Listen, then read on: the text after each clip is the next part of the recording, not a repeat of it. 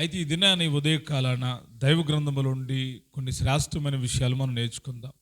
ఎఫెసీయులకు రాసినటువంటి పత్రిక 5వ అధ్యాయం 9-10 వచనాలు ఒకళ్ళు చదివి సహాయం చేయండి. ఎఫెసీయులకు రాసినటువంటి పత్రిక 5వ అధ్యాయం 9-10 వచనాలు. వెలుగు ఫలము సమస్త విధములైన మంచితనము, నీతి, సత్యమను వాటిలో కనబడుచున్నది గనుక ప్రభువుకేది ప్రీతికరమైనదో దానిని పరీక్షించుచు వెలుగు సంబంధుల వలె నడుచుకొనుడి. అపోస్తలుడైనటువంటి పౌలు గారు ఎఫెసీలో ఉన్నటువంటి దేవుని యొక్క పిల్లలకు ఈ మాటలను తెలియజేస్తూ ఉన్నాడు. మీరు వెలుగు సంబంధుల వలె నడుచుకోండి.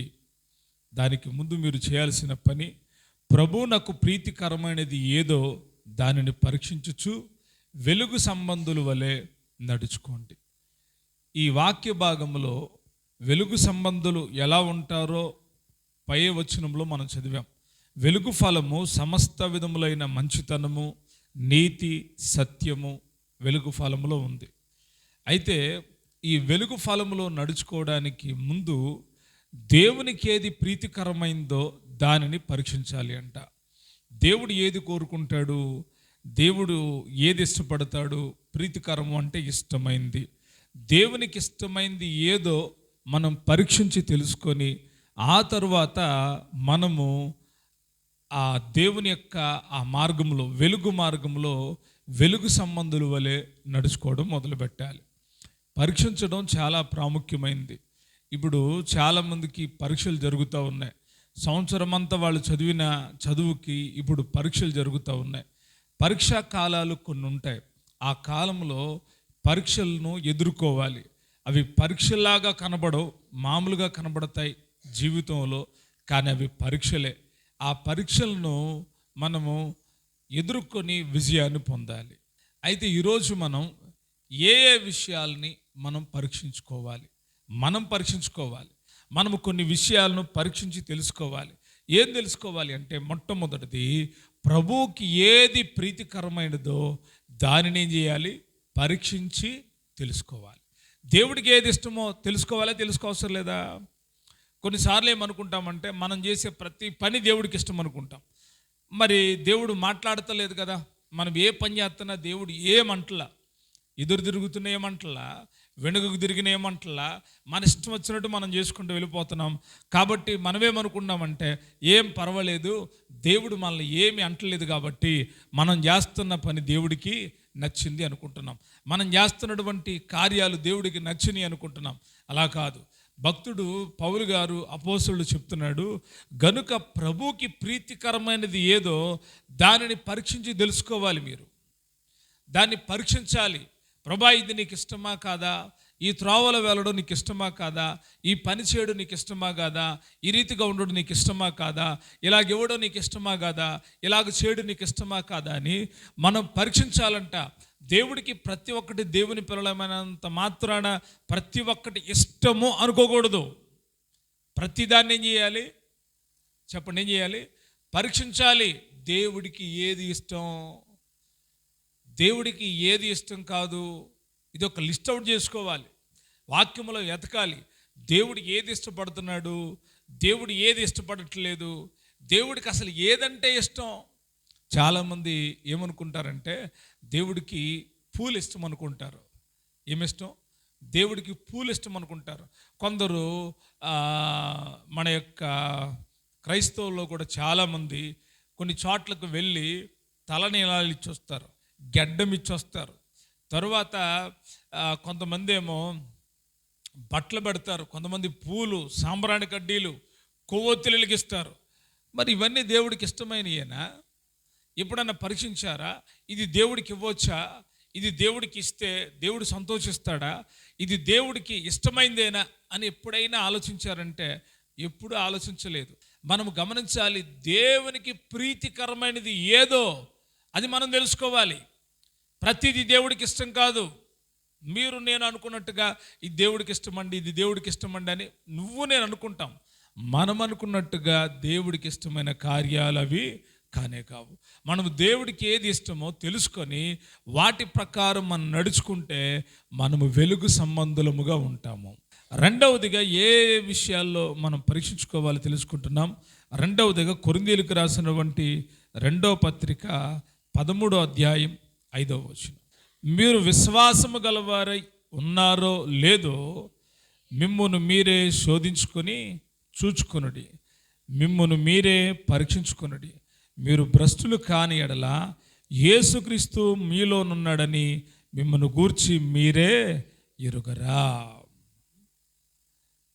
ఇక్కడ చాలా శ్రేష్టమైనటువంటి మాటను మనం చదువున్నాం. మిమ్మును మీరే శోధించుకోండి, మిమ్మును మీరే పరీక్షించుకోండి. ఏ విషయంలో పరీక్షించుకోవాలి అంటే, మీరు విశ్వాసము గలవారై ఉన్నారో లేదో మిమ్మును మీరే పరీక్షించుకోండి. ఎలాగండి? మా విశ్వాసం గురించి ఎవరైనా సాక్ష్యం చెప్తే బాగుండు అని అనుకుంటారు.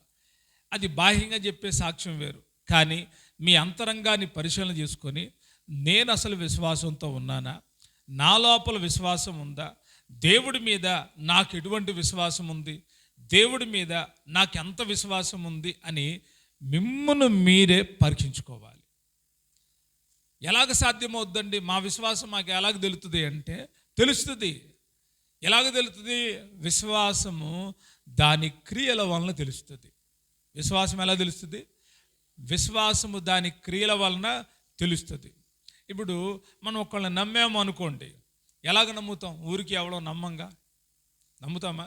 వాళ్ళ మాటలో, వాళ్ళ క్రియలో, వాళ్ళ ప్రవర్తన చూసి ఏం చేస్తాం? నమ్ముతాం. అంత మాత్రాన వాళ్ళు అలాగే ఉంటారని నమ్ముతామా? అలాగే ఉంటారని మొదట నమ్ముతాం. కానీ వాళ్ళు మారిపోతే మన నమ్మకం ఏమైపోయినట్టు? పాడైపోయినట్టు. కానీ దేవుని విషయంలో మనం దేవుని నమ్ముతున్నామా? దేవుని మీద విశ్వాసం ఉంచామా? దేవుని మీద ఎంత విశ్వాసం ఉంది మనకి? ఒక శతాధిపతి యేసుక్రీస్తు ప్రభువారి దగ్గరకు వచ్చాడు. యేసుక్రీస్తు ప్రభువారి దగ్గరకు వచ్చి ఆయనతో నేరుగా మాట్లాడతలా ఆయన పక్కనున్న శిష్యులతో చెప్తున్నాడు, ఇదిగో మా దాసుడు బాగాలేదు, నాకు ప్రియమైన దాసుడు, అతడు మంచంలో పడి ఉన్నాడు, చావు సిద్ధమై ఉన్నాడు, కాబట్టి యేసయ్యని కొంచెం ప్రార్థన చేయమని చెప్పండి, ఆయన రమ్మని చెప్పండి అని చెప్పాడు. వీళ్ళు వెళ్ళి యేసయ్యకి చెప్పారు, అయ్యా శతాధిపతి చాలా మంచోడు, సమాజ మందిరాలు కట్టిస్తున్నాడు, దేవుని సేవకు మంచి సహకారిగా ఉన్నాడు, మనం తప్పకుండా ఆ శతాధిపతి ఇంటి దగ్గరికి వెళ్ళాలి అని చెప్తే యేసయ్య అన్నాడు, సరే వెళ్దాంలే అని చెప్పాడు. ఆ సమయంలో శతాధిపతి అంటాడు, ప్రభువా నువ్వు నా ఇంటికి వచ్చేటకు నేను పాత్రుని కాదు. నా ఇంటికాడ దాసులు ఉన్నారు, ఒకని పొమ్మంటే వెళ్తాడు, ఒకని రమ్మంటే వస్తాడు, కానీ నీవు నా ఇంటికి వచ్చేటకు నేను పాత్రుని కాను. కానీ నా ఆశ ఒకటి ఉంది, నువ్వు ఒక్క మాట చెప్పయ్యా. ఏం చెప్పు? నువ్వు ఒక్క మాట చెప్పయ్యా, నా దాసుడు బాగుపడతాడు అని చెప్తే అప్పుడు యేసయ్య ఆ దాసుడి గురించి మాట్లాడకముందు అంటాడు, ఇశ్రాయేలీల్లో ఎంత గొప్ప విశ్వాసం కలిగిన మనిషిని నేను చూడలేదు అంటున్నాడు. ఎవరి విశ్వాసం? ఆ శతాధిపతి యొక్క విశ్వాసం మామూలు కాదు. నేను వస్తానయ్యా నీ ఇంటికంటే అంటాడు, నువ్వు నా ఇంటికి రావడానికి నేను పాత్రుని కాదు, కానీ నువ్వు ఒక్క మాట చెప్పయ్యా, నువ్వు ఒక్క మాట చెప్తే నా దాసుడు ఏమవుతాడు? బాగుపడతాడు. అంటే అతల్లో ఎంత విశ్వాసం ఉంది? గొప్ప విశ్వాసం. మన లోపల విశ్వాసాన్ని మనం పరీక్షించుకుంటే, విశ్వాసము ద్వారా దేవుని యొక్క ప్రజలు రాజ్యాలను జయించారు, విశ్వాసము ద్వారా స్వస్థతలు పొందుకున్నారు, విశ్వాసము ద్వారా దేవుని చూశారు, విశ్వాసము ద్వారా దేవునికి శ్రేష్టమైన బలులు అర్పించారు, విశ్వాసమును బట్టి దేవునితో నడుచుకున్నారు. విశ్వాసము మీలో ఎంత ఉందో మిమ్మల్ని మీరు పరీక్షించుకోండి. మీరు విశ్వసించిన ప్రకారమే చేయగలరు, మీరు విశ్వసించిన ప్రకారమే నడుచుకోగలరు. మీ లోపల ఎంత విశ్వాసం ఉందో మీకే బాగా తెలుసు. మీ లోపల ఎంత విశ్వాసం ఉందో మిమ్మల్ని మీరే పరీక్షించుకోవాలంట. దేవా నా విశ్వాసం ఎంత ఉందో చెప్పు కాదు, దేవా నా విశ్వాసం ఎంత ఉందో చెప్పు కాదు, మిమ్మల్ని మీరే ఏం చేయాలి? పరీక్షించుకోవాలి. కొన్నిసార్లు దేవుడు మన విశ్వాసాన్ని పరీక్షిస్తాడు.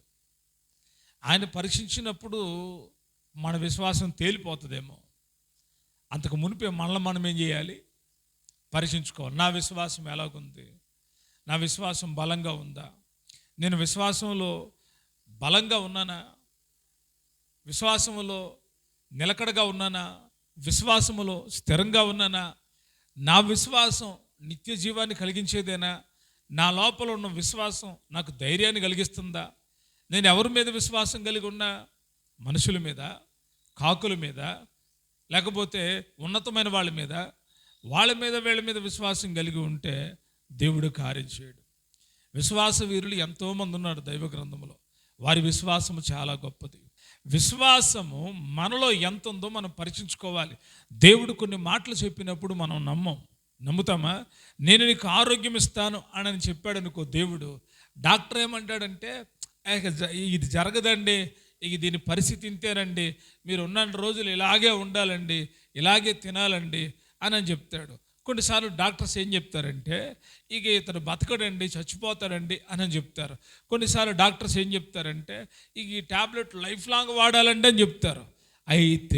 అయితే దేవుడు గనుక మిమ్మల్ని దర్శించి మీతో వాగ్దానం చేసి మీతో మాట్లాడి నిన్ను స్వస్థపరచు యెహోవాను నేనే, నీకు ఆరోగ్యము కలుగు చేస్తాను అని దేవుడు చెప్పాడు అనుకోండి.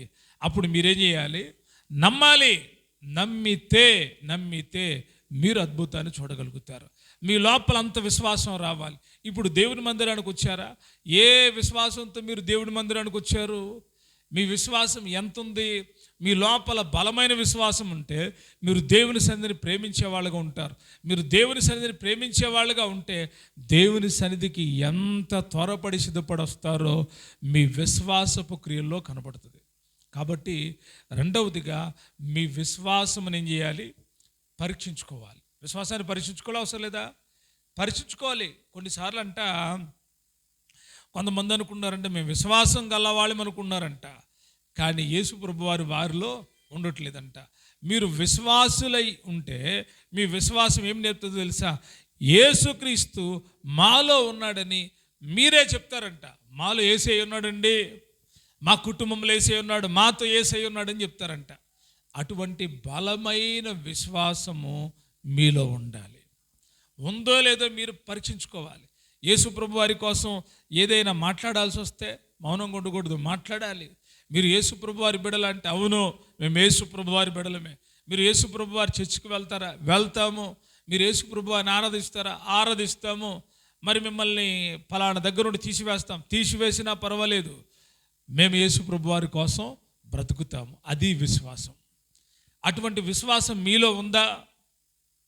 విశ్వాసం ఉంది కనుకే అబ్రహాం తన కుమారుడైన ఇస్సాకును బలి అర్పించేశాడు. ఎంత విశ్వాసమో! మన లోపల, మీ లోపల ఎటువంటి విశ్వాసం ఉందో పరీక్ష చేసుకోండి. విశ్వాసము ద్వారానే అద్భుత కార్యాలు, విశ్వాసము ద్వారానే సూచక్రియలు, విశ్వాసము ద్వారానే విడుదల, విశ్వాసము ద్వారానే మనము అభివృద్ధి చెందగలుగుతాం. కనుక విశ్వాస విషయంలో మిమ్మల్ని మీరు పరీక్షించుకోవాలి. మూడవదిగా కొరింథీయులకు రాసినటువంటి మొదటి పత్రిక 11వ అధ్యాయం 28వ వచనం. కాబట్టి ప్రతి మనుషుడు తన్ను తాను పరీక్షించుకొనవలెను, అలాగు చేసి ఆ రొట్టెను తిని ఆ పాత్రలోనిది త్రాగవలెను. చాలు. ప్రభు యొక్క బలలో పాలు పుంపులు పొందడానికి ముందు మిమ్మల్ని మీరేం చేసుకోవాలంట? మిమ్మల్ని మీరే పరీక్షించుకోవాలంట. ఎందుకు పరీక్షించుకోవాలి? ప్రభువా, నేను యోగ్యుడనా కాదా, నాకు యోగ్యత ఉందా లేదా అని మిమ్మల్ని మీరే పరీక్షించుకోవాలంట. అలాగూ చేసి ఇప్పుడు మిమ్మల్ని మీరు పరీక్షించుకున్న తరువాత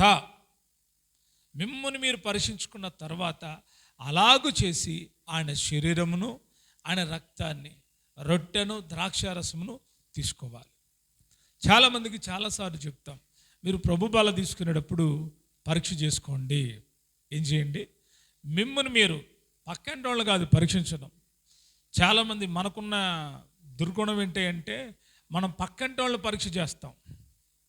వాళ్ళు బాగున్నారా లేదా, వాళ్ళు ఎదుగుతున్నారా లేదా, వాళ్ళు విశ్వాసంతో ఉన్నారా లేదా, వాళ్ళు భక్తితో ఉన్నారా లేదా, వాళ్ళు యథార్థంగా ఉన్నారా లేదా అని. మనకు ఆ మనసు ఉండకూడదు. వాళ్ళు భక్తితో ఉన్నా లేకపోయినా, వాళ్ళు యథార్థంగా ఉన్నా లేకపోయినా మనకు అనవసరం. మనలో మనం ఏం చేయాలి? పరీక్షించుకోవాలి. ఇదిగో ప్రభు యొక్క శరీరాన్ని నేను పుచ్చుకోబోతున్నాను, ప్రభు యొక్క రక్తాన్ని నేను పుచ్చుకోబోతున్నాను, ప్రభువా, నాలో ఏమైనా అపరాధములు ఉన్నాయేమో దయతో క్షమించు నాయనా, నాలో ఏమైనా దోషములు ఉన్నాయేమో క్షమించు నాయనా, నీకు విరోధమైనవి ఏవైనా నాలో ఉన్నాయేమో నన్ను క్షమించు ప్రభువా అని పరీక్షించుకోవాలి.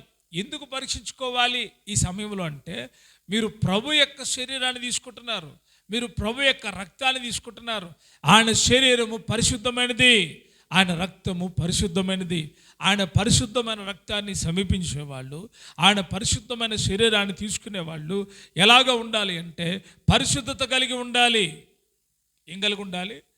మీరు పరిశుద్ధంగా ఉన్నారో లేదో మిమ్మల్ని మీరు పరీక్షించుకోకుండా ఏదో ఆడావుడిగా, ఏదో ఆచారబద్ధకంగా వెళ్ళిపోయి కళ్ళు మూసుకొని తీసుకునేది కాదు. దేవుని యొక్క ప్రభు శరీరము బల్ల అనేది చాలా ప్రాముఖ్యమైనది.